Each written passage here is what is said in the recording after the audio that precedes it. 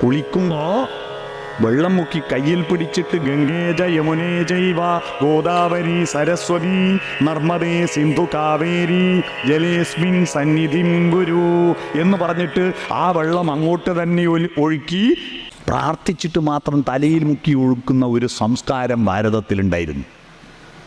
എന്ന് പറഞ്ഞാൽ ഏത് കിണറ്റിലെ വെള്ളവും ഏത് ബക്കറ്റിലെ വെള്ളവും ഗംഗയാണ്, യമുനയാണ്, ഗോദാവരിയാണ്, സരസ്വതിയാണ്. എന്നാൽ എൻ്റെ വീട്ടിന് മുന്നിലൂടെ ഒഴുകുന്ന തോടെങ്കിലും അത് ഗംഗയായിട്ടോ സംസം വെള്ളമായിട്ടോ കാണണ്ടേ? വീട്ടിൽ എന്ത് ചത്താലും എന്ത് നാറിയാലും എന്ത് പ്ലാസ്റ്റിക് സഞ്ചിയുണ്ടെങ്കിലും തോട്ടിക്കൊണ്ടേയിട്ടാൻ പറയുന്ന നമ്മുടെ കുടുംബങ്ങളാണ് ഈ കുട്ടികളെ പഠിപ്പിക്കുന്നത്.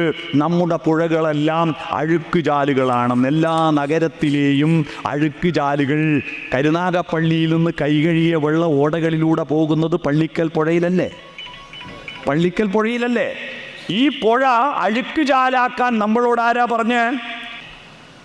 ഈ പുഴയുടെ തീരത്തല്ലേ സംസ്കാരങ്ങൾ ഉണ്ടായത്? പുഴയുടെ തീരത്തല്ലേ തീർത്ഥാടനം മനുഷ്യൻ യാത്ര ചെയ്തത്?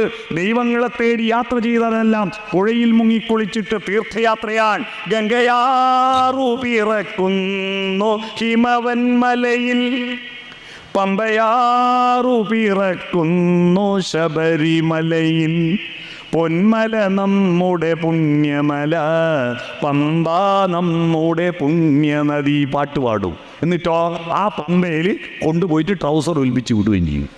ഈ സ്വാമിമാർ ഇല്ലേ, ഇങ്ങനെ ഒരുപാട് കാലം ഉണ്ടായിരുന്നു. അടിവസ്ത്രം അലക്കി ഒലിപ്പിച്ചിട്ട് പമ്പയിൽ ഒഴുക്കുക. ആ പുഴയുടെ തീരത്താണ് തീർത്ഥാടനങ്ങൾ ഉണ്ടായത്.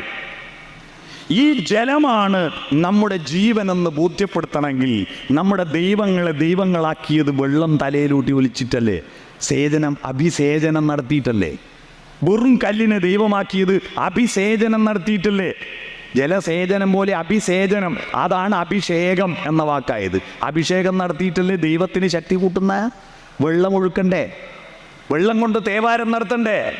വെള്ളമല്ലേ എല്ലാം? വെള്ളമില്ലെങ്കിൽ പോയില്ല നമ്മളെ കാര്യം. ആ വെള്ളത്തെ ജീവനായി കരുതി ആ വെള്ളത്തെ ബഹുമാനിക്കുന്ന ആദരിക്കുന്നതിന് പകരം ഇതെല്ലാം അഴുക്കുചാലിലേക്ക് തുറന്നു വിടേണ്ടതാണെന്ന് ആര് പറഞ്ഞു?